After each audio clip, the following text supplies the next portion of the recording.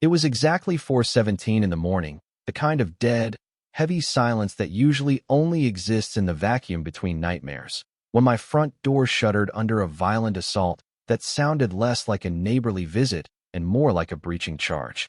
Standing on my porch, illuminated by the harsh glare of my motion sensor floodlights, was Patricia Patty Sterling, the self-anointed queen of our subdivision, screaming through the wood grain about having master key authority. Clad in silk pajamas that cost more than my first car, waving a jagged piece of metal like a magic wand that she thought gave her permission to invade my sanctuary. She was shouting something incoherent about my filthy mutts waking up the entire Oak Ridge Sanctuary neighborhood, and how she was done with us military types, thinking we were above the law. A rich irony considering she was currently trying to felony break and enter into the home of a combat veteran.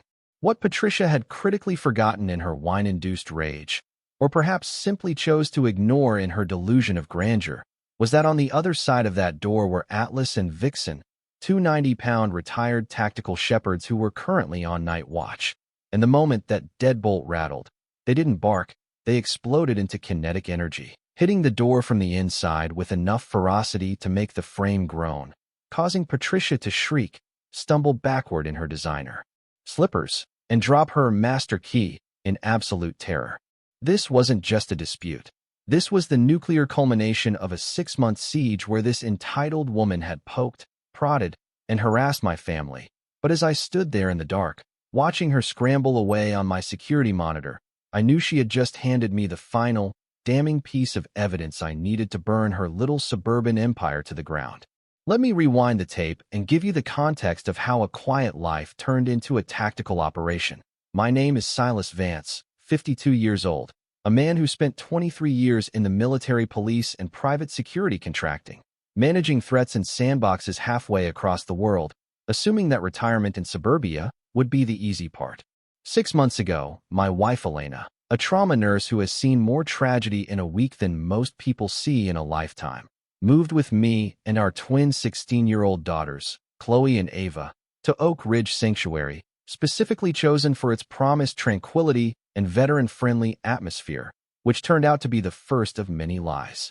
We didn't come alone. We brought Atlas and Vixen, who aren't just pets. They are fellow veterans. Atlas still whimpers in his sleep from memories of Kandahar, and Vixen carries shrapnel scars from an IED in Mosul. They are service animals, certified therapy dogs who kept the demons at bay for me and now protect my daughters with a loyalty that is almost spiritual. We paid a premium for this house, for the fence, for the peace, but we walked straight into the fiefdom of Patricia Sterling, a woman of 48 who wore her hair like a golden helmet and drove a pearl-white Mercedes G-Wagon with vanity plates that read, HOA boss, patrolling the streets like a warden in a minimum security prison where the inmates pay the mortgage. She had been the HOA president for 8 uncontested years, mostly because she ruled through a campaign of psychological attrition, burying anyone who opposed her under a mountain of fines and social alienation. Living in a pseudo-Tuscan villa that looked like it was designed by a committee of people who had heard of Italy but never been there. Our first interaction set the tone for the war to come. It was a week after we unpacked.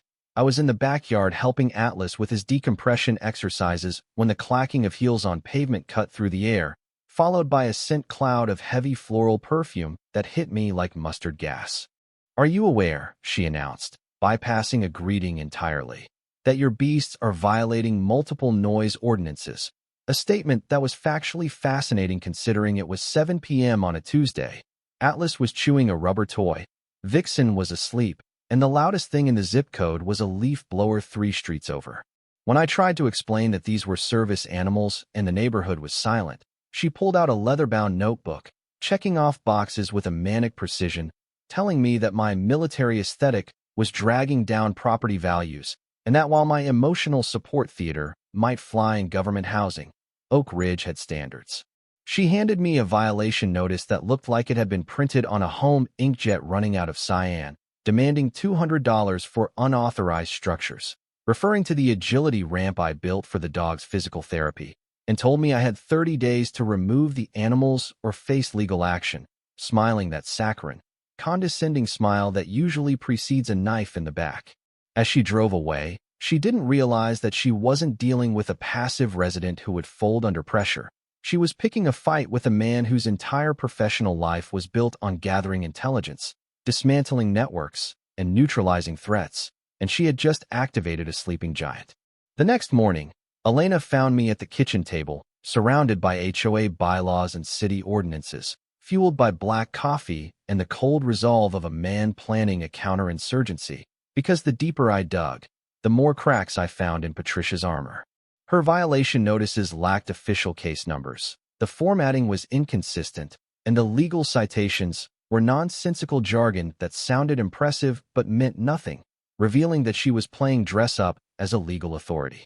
But then came the escalation, a tactical strike aimed directly at my family. When Elena came home from a 12-hour shift shaking with rage because Patricia had filed complaints with every city department imaginable, animal control, code enforcement, even child protective services, alleging that our vicious animals were traumatizing the neighborhood children and that we were creating an unsafe environment. Reading her sworn statements was like reading a fantasy novel. She described constant aggressive barking during hours when the dogs were inside sleeping, and she had coerced 3 other neighbors, the Harrisons and the Wilsons, to sign these affidavits, people we had never even met. My daughter Chloe came home in tears because kids at school were whispering that her dad was the crazy PTSD guy with the killer dogs, and that is when the line was crossed, because you can come for my lawn, you can come for my wallet, but nobody goes after my children. I pulled the footage from the high-definition security cameras I had installed. Old habits die hard. And there it was, crystal clear audio and video of Patricia going door to door, poisoning the well, telling the neighbors that military types are unstable ticking time bombs, and that they needed to band together to drive us out for the safety of the babies. It was a coordinated smear campaign, a character assassination attempt, but she made a fatal error. She assumed I wasn't watching. I upgraded our security to a level that would make a frantic embassy jealous. 8 4K cameras with directional microphones and cloud backups. Because in my line of work, if it isn't recorded, it didn't happen. I went on the offensive, digging into public records, and discovered a pattern that made my blood run cold. We weren't the first. There was the Ramirez family, the O'Connors, all military veterans who had bought in Oak Ridge only to sell at a loss less than a year later after relentless harassment, causing them to flee. This wasn't just a bitter woman protecting her turf. This was demographic cleansing, a systematic targeting of veterans to maintain her warped idea of a perfect community. And then, the first smoking gun.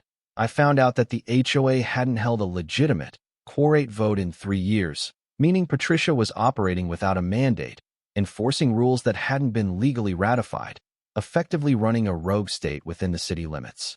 She organized a community safety meeting at her house, pointedly excluding us, where she undoubtedly spun more lies about the danger we posed, trying to isolate us before the final strike. But Elena, with her network of nurses, got the intel from a colleague who lived 2 streets over. I sent her a cease and desist, certified mail, outlining her harassment and the illegality of her actions, thinking it might back her down, but it only poured gasoline on the fire. She retaliated by calling an emergency board meeting at 2 p.m. on a Wednesday, when everyone works, to vote on a new rule banning dogs over 40 pounds, a rule laser-targeted at Atlas and Vixen. Elena took a personal day to infiltrate that meeting, armed with a hidden recorder and a notepad, and she came back looking like she had seen a ghost, telling me that Patricia had presented a 30-slide PowerPoint full of doctored photos, scratches on fences that looked like they were made with a key, holes in the grass that were clearly sprinkler repairs, claiming our dogs were destroying the infrastructure. But Elena, with her forensic eye for detail honed by years of catching insurance fraud at the hospital, noticed something else in the financial handouts.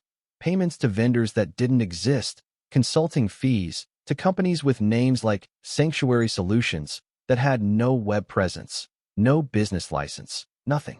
We spread the documents across the dining room table that night, the air thick with the smell of Elena's stress-baked cinnamon rolls and the electric hum of discovery, realizing that Patricia Sterling wasn't just a bully, she was an embezzler. She was funneling community funds into shell companies, paying for emergency landscaping that never happened and administrative overhauls that were just transfers to accounts she controlled, painting a masterpiece of fraud for anyone brave enough to look close. I filed a formal complaint with the State Oversight Board, attaching the financial discrepancies and the timeline of harassment, triggering an automatic audit that would require her to produce 3 years of receipts she didn't have. Simultaneously, I reached out to the families she had driven away, the Ramirezes and the O'Connors, and found they were more than willing to join a class action lawsuit, eager to finally strike back at the woman who had ruined their lives. Patricia, sensing the walls closing in but not understanding the magnitude of the trap, played her next card, filing for a restraining order against me, claiming my hostile military demeanor and surveillance stalking made her fear for her life. When the sheriff served the papers, Elena was terrified, but I was smiling, because a restraining order hearing meant she had to go under oath, in front of a real judge, where her homemade evidence and hysterical theatrics would be dissected by actual laws. But before the court date, she tried to swat us. At 6:47 a.m., a frantic caller reported to 911 that vicious attack dogs were mauling children at the bus stop. Animal Control Officer Jimenez arrived, hand on his holster, expecting a bloodbath, only to find Atlas and Vixen in the front yard demonstrating perfect recall commands while the neighborhood kids threw balls for them.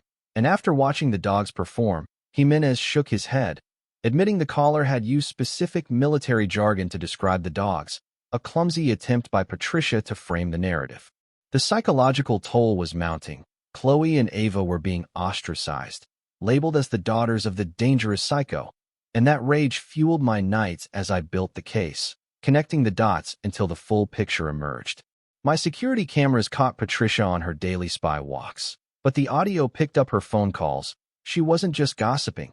She was reporting to someone, giving updates to a Summit Horizon Holdings, a real estate investment firm.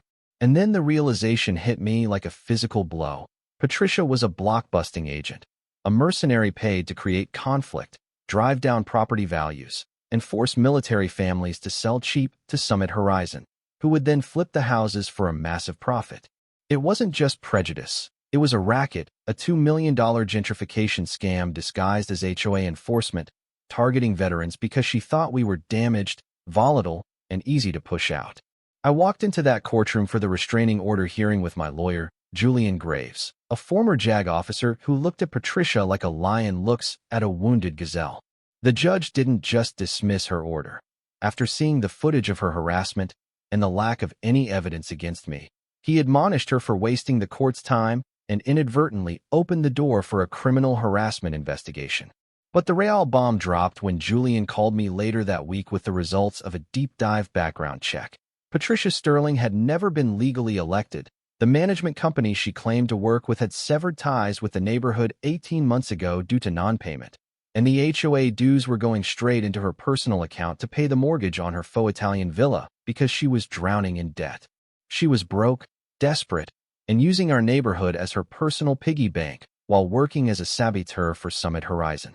We had everything: the fraud, the theft, the conspiracy, the hate crime aspect of targeting a protected class, but we needed the final nail, the public exposure that would prevent her from ever doing this again. We planned the red wedding of HOA meetings, a town hall she had called to finally evict us, not knowing I had rigged the community center with high-definition cameras to live-stream her downfall to the world. Elena mobilized the neighborhood moms, the quiet observers who saw everything, and they provided intel on Patricia's unraveling state. She was driving erratically, screaming at invisible enemies, and desperately trying to change the locks on the community mailbox to hide the federal subpoenas she knew were coming. I brought in a private investigator to document her every move, creating an undeniable chain of evidence, while Agent Miller from the FBI Economic Crimes Unit quietly opened a file that was rapidly growing into an indictment. The tension broke the day before the meeting when Patricia tried to bribe Mateo, the community maintenance supervisor and a Navy vet, offering him $500 cash to sabotage my irrigation system to simulate damage from the dogs. Mateo recorded the entire conversation, capturing her voice demanding he destroy the reputation of that soldier boy, handing us a recorded felony solicitation. She spread rumors that I was a domestic terrorist under federal watch, projecting her own legal peril onto me. unaware that she was actually confessing her guilt to the FBI agents monitoring her calls. She was calling the Bureau daily, trying to frame me, only to have those calls logged as obstruction of justice and filing false reports, digging her grave deeper with every frantic, vanilla-scented breath. And then, the night before the big meeting, the snap happened. Patricia was arrested at 3:30 a.m. in my backyard, caught by Officer Jimenez with bolt cutters and a flashlight, trying to break into my garden shed to plant military contraband she had bought at a surplus store, receipts still in her purse, in a deranged attempt to frame me for terrorism. She was bailed out, battered and manic, believing she could still win, still manipulate the narrative at the meeting, setting the stage for the most spectacular public self-destruction I have ever witnessed. Tuesday evening arrived with an electric charge in the air, the kind of heavy static that precedes a lightning strike, as 47 residents packed into a community center built for 20, squeezing into folding chairs with the nervous energy of a jury about to deliver a verdict.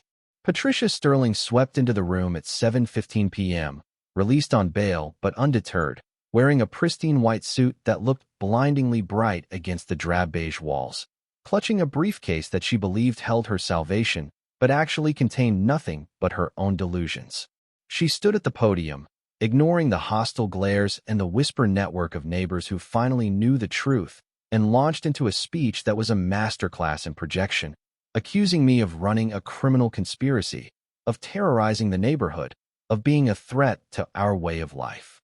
It was a performance so disconnected from reality that it was almost impressive, until Julian Graves stood up from the back row, his voice slicing through her monologue like a razor, informing the room, and the 50,000 people watching the live stream, that Patricia was currently the subject of an active federal investigation for housing discrimination and wire fraud. Panic flickered behind her eyes, a crack in the porcelain mask, as she frantically began pulling out her evidence, blurry photos of my cameras, pictures of Atlas playing fetch captioned as attack training, screaming that we had corrupted the police, the FBI, and the courts. Lisa Chun, our neighbor and forensic accountant, stood up next, holding a spreadsheet that detailed exactly how Patricia had stolen $47,000 from the community fund to pay for her daughter's private school tuition and her own failed business loans. The room erupted, a cacophony of shouting and disbelief, but the silence that followed was instant and absolute when the doors swung open and Agent Miller walked in, flanked by 2 officers, the gold badge on his belt reflecting the harsh fluorescent lights.